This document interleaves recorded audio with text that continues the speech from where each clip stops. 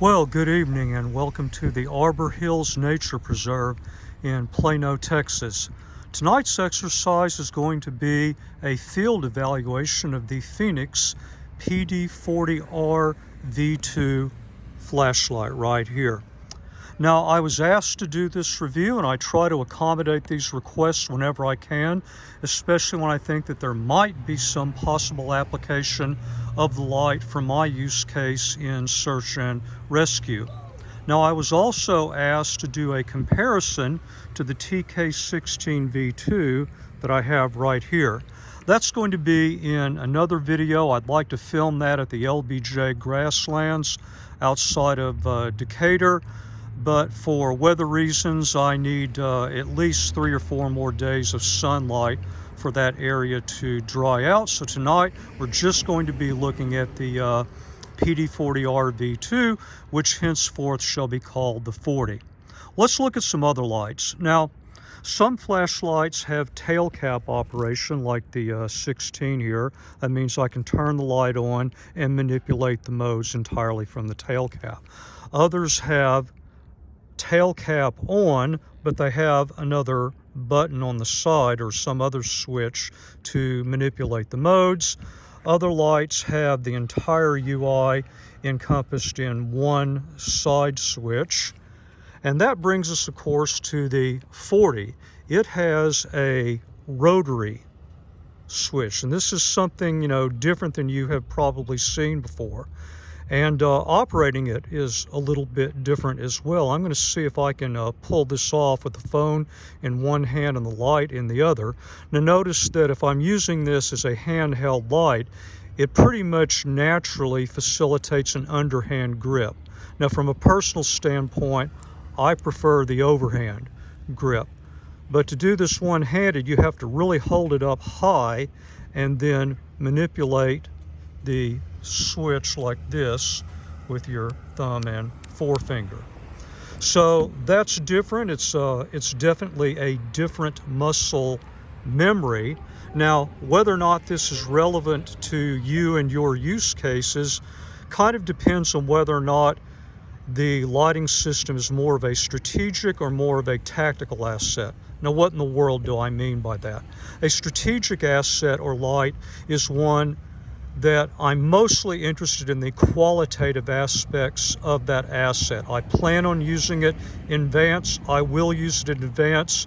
It does not matter much how I carry it. So take, for example, this dedicated blue light. I may be tasked to search a portion of a lake, and in addition to searching the surface and around the edge, I'm also going to have to search underneath the surface. So a blue light is good for that. Another good use case is in light fog or haze. Now, I would just probably take this, put it in the back of my ruck. When it's time to use it, I take it out. I really don't care much about the UI. This one it's relatively simple, just tail cap on and off. There are no modes, but even if I had to pay 3 more seconds, to look around the side and maybe click a switch here to get it into a particular mode, I just don't care. 3 or 4 seconds here and there is nothing compared to 5 to 10 minutes of searching.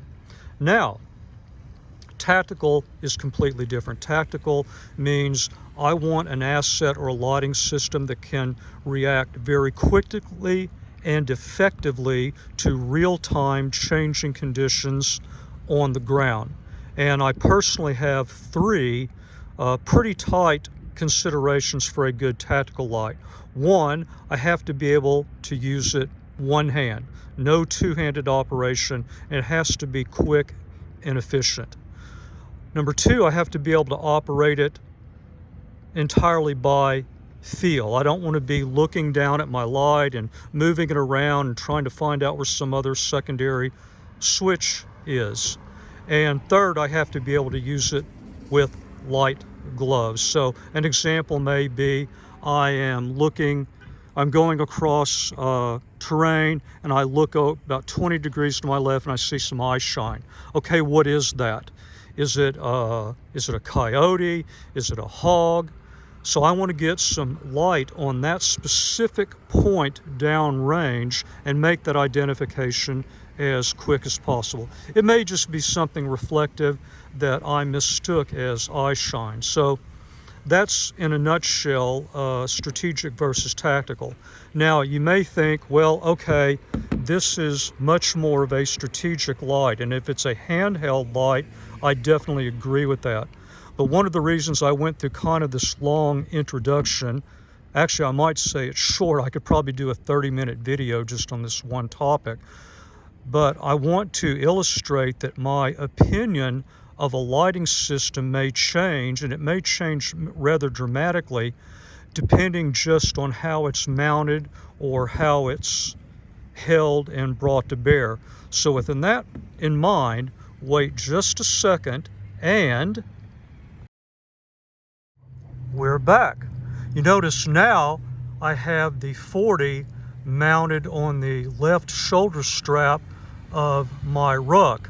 So now operating this light is one-handed. I simply, when I'm wearing it, I have to bring my hand up to the dial, and this dial is very easy to get to. I've even tried it with gloves and simply move it back and forth, and I can adjust the lighting level very quickly up and down. And the ability to make that quick back and forth adjustment is very interesting, and it was one of the reasons I wanted to do this evaluation, in that I'm going to try it out in this configuration and see how it works. So what we're going to do is wait for the sun to go down a bit more, then we'll get out in the preserve and see how this light performs. Well, here we are at the bridge, and if you've seen any of my other reviews, you know what this means. It's time for the mode test. So let me do a bunch of switching around of the hands. I'm going to first turn my headlamp off, then switch over here to the 40, and there is low, then medium, pan it around just a bit, then high,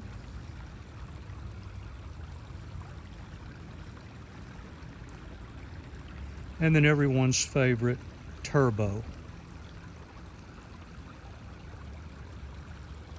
Then we'll go back again, this time a little bit quicker.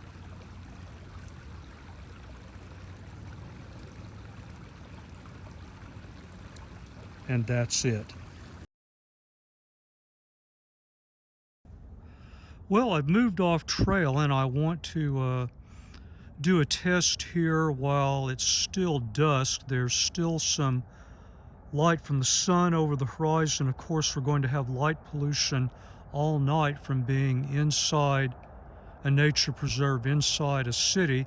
I have my headlamp, which is the excuse me, PD40R V2 in 400 lumen combined mode.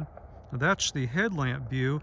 I've got the 40 on medium right now. So one of the things I have to do a lot is wide area scan. So I'm just kind of searching this general area for sign.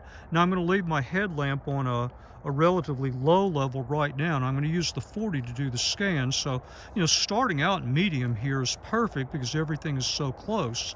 And as I move around and scan through the tree line, just by moving a small distance and changing my angle, now the tree line's getting further away. This is the distance at which medium just quite doesn't do it. So now I'll move up to high, continue scanning off in the distance. Now I'm looking back into the city light. I'm definitely going to have to go into turbo. So that's what turbo looks like, and my head is pivoted off to the right, so all you're seeing right now is the 40. Now I'm going to use that in turbo. Back around here, now things are closer. I'm going to knock that down one. That's actually a little bit better because I can see deeper into the trees without all those bright reflections. and then move it back up into turbo as line of sight increases. So this is one of the things that I was hoping for out of the 40, was that ability to move illumination up and down very easily to accommodate the distance of what I'm looking at. Okay, I'm going to knock it down one level there. See, I can actually see a little bit better inside the trees without the reflections. Then go back up again as the distance increases. And then back down, and then down again as I finish my, now that's a 360 sweep. So these wide angle sweeps are one area where I like to be able to vary the amount of illumination up and down. So I hope that gave you a good view of the various modes. We'll move on deeper into the preserve now and perform some more tests.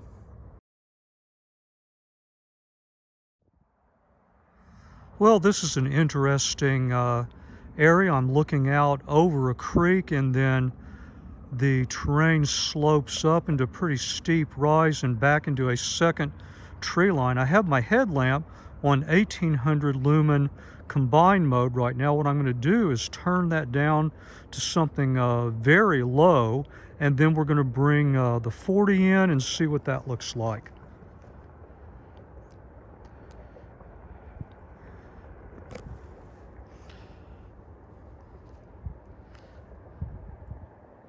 Okay, that's medium. There's high. I'd say with a tighter beam, that's fairly comparable to the headlamp. The headlamp is only adding about 100 lumens to this right now. And then, of course, there is turbo. I have excellent visibility back into that second tree line. Well, let's keep going on. We'll do some more tests. Okay, I found an area where I can move well off trail, and I'm looking at a kind of a funnel with a tree line on each side. I've got my headlamp in 1800 lumen mode, and I have the 40 already pre-staged in medium, so I'm going to turn the headlamp down. Okay, there's the 40 in medium. Then high, you can get a better idea of the funnel there. And then turbo, I can just barely see where the tree line ends out there. I don't know what the distance is. It's got to be 150 to 200 yards. Of course, as it gets darker, this would look better, but I like to do initial tests in less than perfect conditions, because every light looks good in a perfectly dark environment. So there we have the 40 in turbo mode, looking down pretty much the end of a funnel.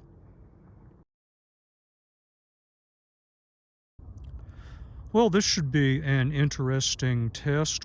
I have my headlamp off, and I have the 40 in high mode right now.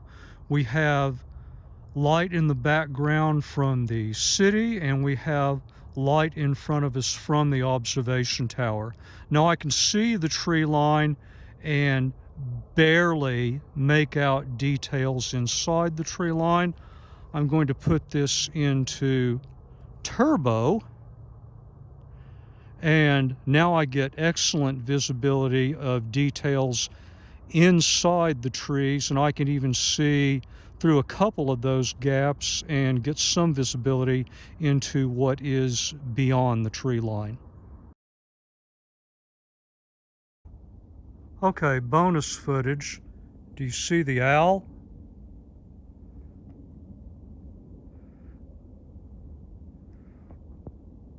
There we go.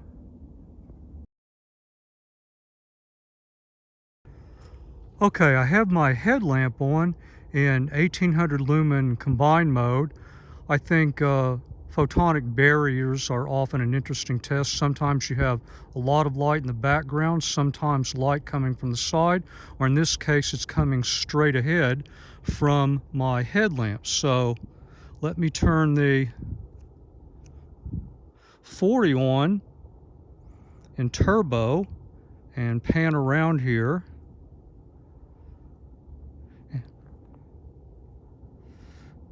So I'm kind of using both my headlamp and the 40 simultaneously. Got good visibility out to the far tree line there.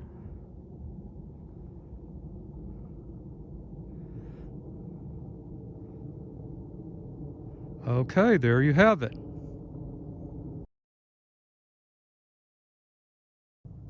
Well, I've moved well off trail again. I want to do another one of my infamous sweeps, so I'm going to bring the 40 in medium along with my headlamp in 400 lumen combined mode. I just want to get an idea of what's around me on this offshoot trail. And as I move around here, I definitely need to get the level of illumination up, but I don't want to burn my headlamp, so I'm going to use the 40 instead. We get out even into more wide open terrain. Now I'm going into turbo. Okay, let's see, there's a tree line way out there in the distance. So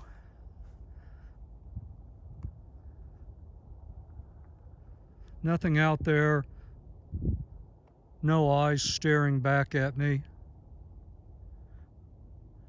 And so this looks like it just leads into and around a tree line, so I've just kind of used both of these lighting systems together to get a bit of terrain intel.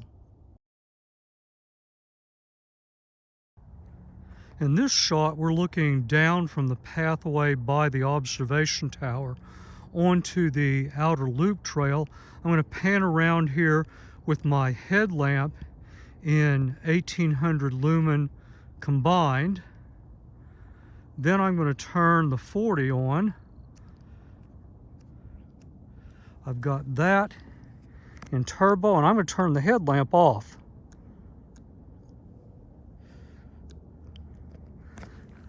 Now I'm going to pan around with just the 40 in turbo.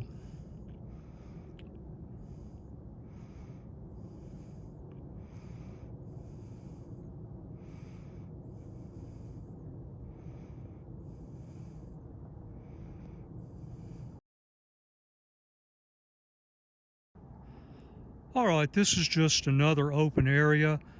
I have the 40 in turbo mode. I had it in turbo for about 30 seconds before I started recording.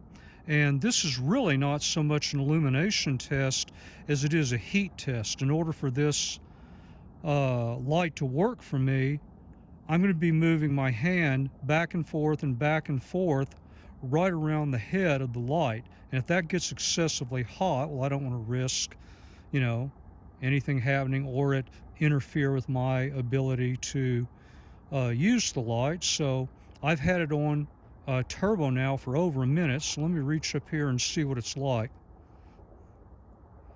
Okay, it's just barely warm. This is pretty impressive.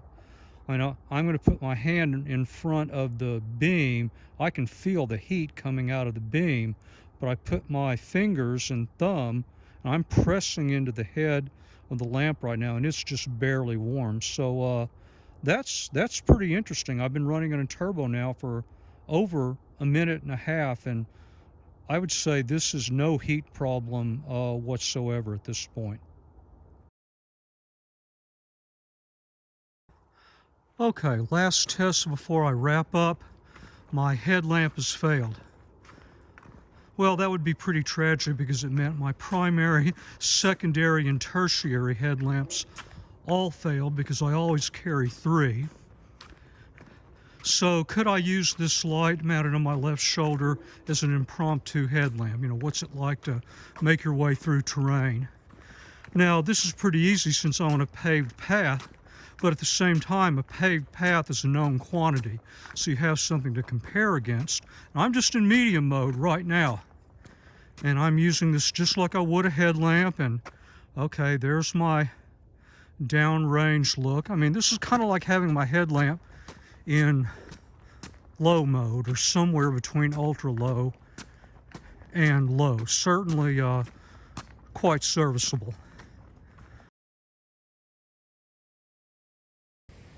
All right, I like this area for a wrap up. We've got the 40 in turbo, my headlamp off. I've been running this off and on now for about an hour and 15 minutes. We definitely have a bit of step down going here. I'm just going to leave it on while I wrap up. Overall, I'd say a very serviceable light. I did not have any issues with the mount, although I will say if you're going to do something like I did, make sure it's a very tight mount, no play at all in the body. Yeah, I think you can see now that we've definitely begun the step down.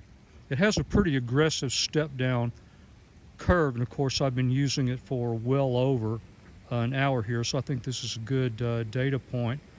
But in summary, is this the light for you? I don't know. I can't really make that decision. Think about everything I said in the opening. Think about everything from the way the light is going to be carried to what is the natural grip when the light is moved into play. How does that grip dovetail with the UI? What are the qualitative aspects of the beam? Are your use cases more strategic, more tactical? I mean, all these things have to come together and work really well together for a light to work out well for you. And just because something works or doesn't work for me doesn't mean you will have the same experience. I often like to say, I'm in the information business, you are the one in the decision business. So I'm going to be very interested to see how this light works out at the LBJ Grasslands. We had a lot of light pollution tonight. We have particulates and haze in the air. But again, I like to do a first test under less than ideal circumstances. At LBJ, it will be darker. We'll put this up against the TK16 V2 and see how the beams compare. And then hopefully by that time, you will have more than enough information to make a choice. As always, thank you so much for watching the videos. I hope you got some helpful information tonight, and thanks again.